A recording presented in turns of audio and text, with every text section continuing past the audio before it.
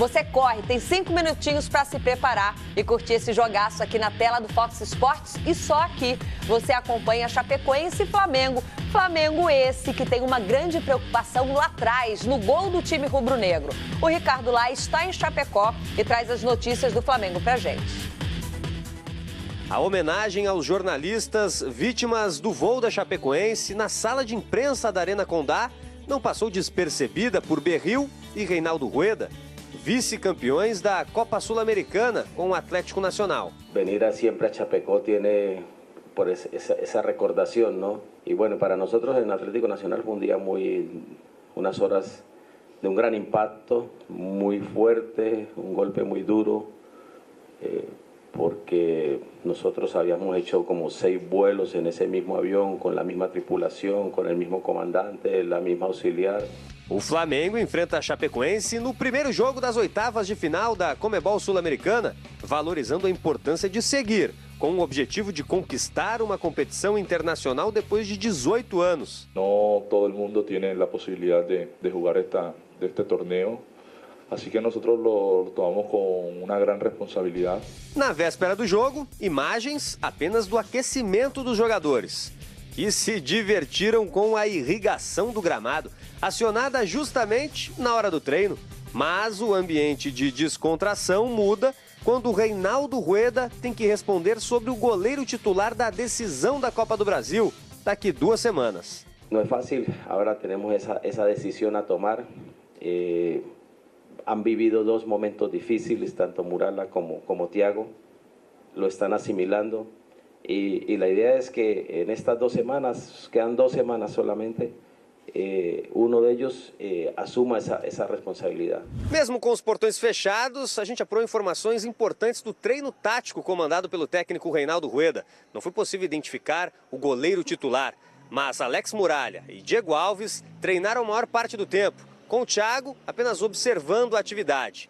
E na equipe, a presença de Cuéllar no lugar de Márcio Araújo e Rodolfo no lugar do Juan. El jugador que hoy estamos odiando, mañana hace que nos abracemos, ¿no? Mañana hace un gol o el goleiro que hoy no queremos, mañana ataja un penal o una bola muy difícil y el que hoy es ídolo, al que hoy queremos, al que hoy estamos idolatrando, quizás mañana no pueda mantener esa figura, esa forma deportiva, ¿no? Estamos haciendo unos entrenamientos buscando que todos lleguen a um nível competitivo ideal. Nível competitivo linear. Resumindo o que disse o Reinaldo Rueda, tem que aproveitar os jogadores que nesse momento, no estágio físico, estão mais equilibrados, né? Eu diria, Paulo Lemos, que a Copa Sul-Americana, o Rueda, com exceção do goleiro, a gente viu aí que o goleiro é uma incógnita, né? Ainda. Ele está priorizando a Copa do Brasil no dia 27, dá sequência para o goleiro que ele entende que vai ser o titular lá no Mineirão. Mas do Rodinei para frente, na Copa Sul-Americana, é que ele tem efetivamente a chance de escalar o time ideal dele. Essa é a chance de pensar exatamente numa conquista que o Flamengo não tem, né? Pela 6ª participação sul-americana. E não é só por uma questão de estar ali na final da Copa do Brasil, não. O caminho da Sul-Americana do Flamengo é também caminho de título internacional. Não dá para desperdiçar essa chance. O Flamengo não tem a menor chance de Campeonato Brasileiro, não tem a menor oportunidade mais. E essa consequência é do Rueda colocar em campo aquilo que o Flamengo aparentemente apresenta de melhor. Porque uns podem jogar outra Sul-Americana, outros não podem jogar na Copa do Brasil. Ou seja, ele vai tentando pinçar peças importantes e colocar em campo aquilo que ele considera melhor. O Cuéllar já está de volta nessa partida, na partida passada foi o Márcio Araújo que foi titular, o Rodolfo já volta, o Juan se consolidou como titular absoluto ali no sistema defensivo, não tem mais outra opção, o Juan parar na esquerda e o Rodinei na direita, essa é a formação, com o Rodolfo jogando, o Hever jogando, está poupando algumas coisas para o dia 27, mas o Flamengo pensa na Sul-Americana como campanha longa, campanha de título. Não tirem isso da cabeça. O Flamengo não está desperdiçando a oportunidade de colocar aquilo que tem de melhor, não. Vai para o campo a fim de voltar de Chapecó, até quem sabe com a classificação assegurada, porque a Chapecoense nesse momento é inacreditável, né? Que draga, como afunda a Chapecoense nessa reta decisiva do Campeonato Brasileiro e principalmente dessa Copa Sul-Americana. A Chapecoense, que nós vamos falar muito daqui a pouquinho, segue sem técnico, tá? Caso você não saiba, demitiram o Eutrópio. Teve alguns técnicos que recusaram o convite, ou pelo menos aquela primeira conversa da Chapecoense. Vamos falar dessa Chape, Paulo Lima, daqui a pouquinho. Vai pensando aí, quem é o seu homem para assumir o gol do Flamengo, tá?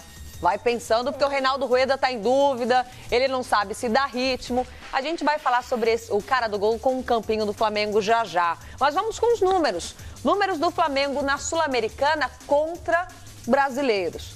Os números são super positivos ao time rubro-negro. Já foram 45 jogos, 19 vitórias, 17 empates e apenas 9 derrotas. Em disputa de mata-mata, foram 14 no total, se classificou em 9 e foi eliminado em 5.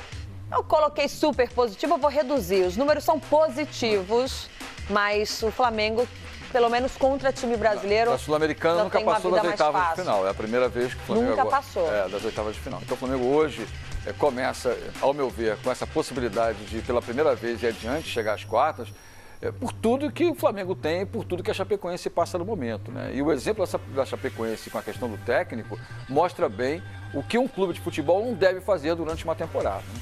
Ou seja, você começa um projeto com Wagner Mancini, um projeto de reconstrução, de readaptação, de escolha de elenco, de opção de jogadores, né? Foi montando um time durante todo o período, que a gente aqui não precisa falar de dificuldade, de sofrimento que a Chapecoense passou, e de uma hora para outra o Mancini não serve mais. E aí vem o Eutrópio, e aí se cria a expectativa de se criar um novo ambiente. E esse ambiente não anda, não decola. Mais uma vez se demite.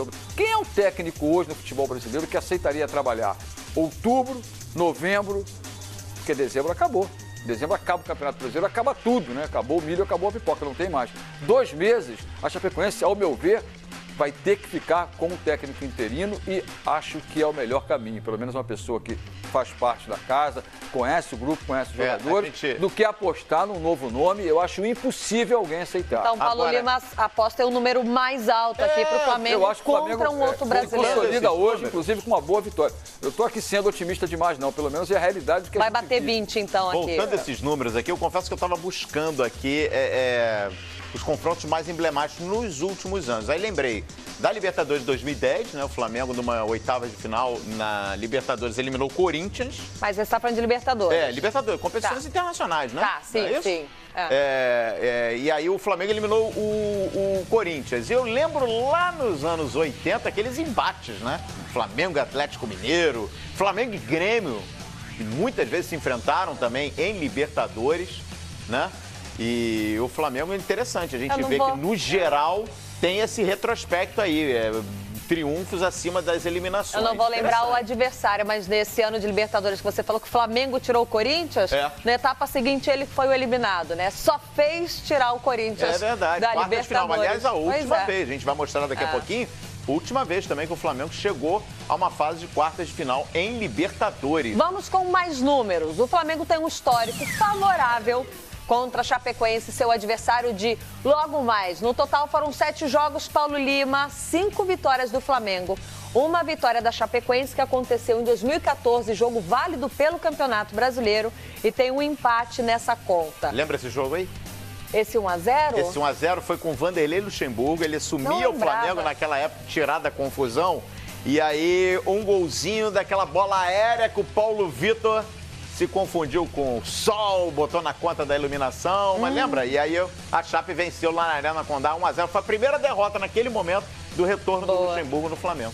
E aí, Paulo Lima, 17 gols a favor do Flamengo e a defesa do Fla sofreu 6 contra a Chape. Olha, e lembra, recentemente a Chape veio até a Arena do Urubu e foi goleada, né? Guerreiro fez 3 gols, fez a festa naquela oportunidade. Era o início da Arena Urubu, era novamente a motivação que o time tinha de jogar no estádio com o seu torcedor, né? O estádio, todo mundo assim, é com a cara do Flamengo. Eu acho, cada vez mais, consolido aqui a minha opinião de que o Flamengo tem tudo para voltar hoje de Chapecó com um resultado que lhe dê tranquilidade para o segundo jogo. Não acho que a Chapecoense tenha força, pode até surpreender, mas o Flamengo é amplo favorito para voltar com uma vitória. Hoje o ambiente, o clima lá em Chapecó, péssimo, a Chapecoense vai se apegar no que o torcedor criou nessa três jogos sem né? vencer no Brasileiro. E é aquele caldeirão, né? Mas aí mata, acho que vira a chave um pouquinho, o Chapecoense vai se apegar um pouquinho, até no histórico que tem na Mas vou te falar vai também, ter torcedor do Flamengo. Tem Jandrei no gol. Tem Jandrei no gol, que não é bobo. Mas tem torcedor do Flamengo também em Chapecó, ou seja, o estádio hoje tem tudo para estar, né, com um colorido bonito, com uma energia muito boa. Agora, em termos de bola, em termos de qualidade, só se vier alguém lá do espírito Condá que baixe no time da Chapecoense para surpreender. Eu não acredito. Bom, o Flamengo nunca passou na Sul-Americana, né? Nas oitavas? Nas oitavas. Logo eu penso, Paulo Lima, no histórico, que é possível. Chega mais, Paulo Lima. Vamos ver esse time do Flamengo. Nunca passou nas oitavas de final, ô Calheiros, então tudo é possível com esse Flamengo. Ano passado, você lembra, né? Pois Pegou é. o Palestino, foi surpreendido pelo Palestino. Não passou e passou vergonha. Ô, Paulo Lima, a grande dúvida desse time do Flamengo está no gol mais uma vez. Por quê? O Rueda não sabe se ele dá ritmo para o Thiago ou para o Muralha. Ele ainda tem essa dúvida para a Copa do Brasil e está transferindo essa dúvida para o jogo de hoje. Dá ritmo para o Thiago, mas será que é o Thiago, não é o Muralha? O Diego Alves está esperando para jogar também. Como que você resolveria esse problema lá atrás? Olha, na verdade, ele não pode ficar sem o Diego no gol. Eu acho que nesse momento, eu acho que o jogo de hoje tem que ter o Diego. Um cara que tem experiência, que hoje, como é que se diz assim, um cara que tem nota 10 da torcida do Flamengo, apesar de não ter sido muito exigido, e quando foi exigido até certo ponto participou do jogo normalmente, como goleiro que é. Mas colocar hoje o Muralha, eu não sei. Eu acho que na sequência do Campeonato Brasileiro, eu não vejo o Muralha fora do time. Eu acho que a hora do Flamengo resgatar um pouco do prestígio do Muralha é agora, visando a decisão da Copa do Brasil contra o Cruzeiro em Belo Horizonte. Porque o Diego não vai poder jogar. Então hoje eu vejo essa formação com a formação ideal, até começando pelo gol. O Flamengo vencendo bem. Esse é o time titular na sua avaliação do Flamengo? Essas peças? Olha, Calheiros, é bem possível que a gente encontrasse aí alguma alternativa, mas com o Everton Ribeiro que não pode jogar, porque... Não, o Everton Ribeiro pode jogar. Não, eu sei, mas eu digo assim, já está pensando no time... Ele não coloca com o Diego Ele está pensando no time da Copa do Brasil, então ele está tentando... O Rodolfo e o Diego Alves na Copa do Brasil, eles não podem jogar. Perfeito, mas é um sistema defensivo, né? É um sistema defensivo que não muda muito, né? O que muda lá é o Diego. Então, ou se joga o Rodolfo, como eu já falei aqui, o Juan, eu acho que é titular absoluto com ele. Ele vai ter que esquentar a cabeça aí para tirar o Hever ou o Rodolfo. Eu acho que dificilmente essa dupla será titular na decisão contra o Cruzeiro. Até porque o Rodolfo não joga, vai ter que jogar o Hever, não tem a menor dúvida disso. Mas acho que dá para, com esse time aí, eu diria que é a melhor formação que hoje o Rueda tem, né? Surpreendentemente, o Pará se adaptou na lateral esquerda, já jogou nessa função em outros clubes. Campeão da América pelo Santos, exatamente. Com o Peñarol jogando do lado esquerdo. E o Rodinei, que não é a menina dos olhos do Rueda, mas vem fazendo uma boa função, até porque, né, opção ele pode tentar de uma maneira ou de outra para ajustar o time. Mas o Flamengo que tem hoje em campo é considerado o melhor time realmente, não vejo muita alternativa não. A gente tem aí o Paulo Guerreiro que está precisando novamente reencontrar o seu bom futebol, joga bem no Peru e não cresce no Flamengo, mas hoje tem tudo para decolar. Eu fico realmente, eu fico pensando se essa formação ideal, que é justamente na Sul-Americana, que ele tem todos os jogadores inscritos, né? Então ele pode mandar a campo aquele time que ele pensa do Flamengo nesse momento com esses jogadores. Mas claro, a gente tem que pesar a decisão do dia 27 da Copa do Brasil. E ele tem que rodar goleiro. Eu não sei, eu acho que o Diego Alves hoje vai ficar no banco. Eu acho legal ele colocar o Rodolfo nesse jogo, porque se a gente parar pra pensar, o Rodolfo tá fazendo a pré-temporada, a temporada dele agora, né? A pré-temporada. O Rodolfo é um cara que tava parado, chegou no Flamengo, já não pode estar numa competição, no Campeonato Brasileiro ainda precisa de ritmo, aí sentiu quando chegou, então Rodolfo ali é bacana e Diego Alves, eu tô contigo, Calheiros. Nessa tese do Calheiros que você também está concordando com o Calheiros, eu acho que se ele colocar hoje qualquer um dos dois, o Thiago ou o Muralha, aí a gente já vai ter quem será o goleiro do Flamengo na Copa do Brasil. Porque ele vai ter o jogo de hoje, ele vai ter o jogo da próxima quarta-feira. Eu acho que o Diego Alves ele vai segurar para o Campeonato Brasileiro e eu acho que nesses dois mata-matas da Chapecoense, são os dois confrontos antes da decisão contra o Cruzeiro. Pergunta. Eu acho que vai com o goleiro. Pergunta. O goleiro da Copa do Brasil. O goleiro da Copa do Brasil foi o Thiago. O Thiago falhou. Se o Thiago assumir o gol hoje e não pintar bem, vamos bater na madeira, tá, gente? Tô se secando, não. Thiago não foi bem. Você queimou um goleiro.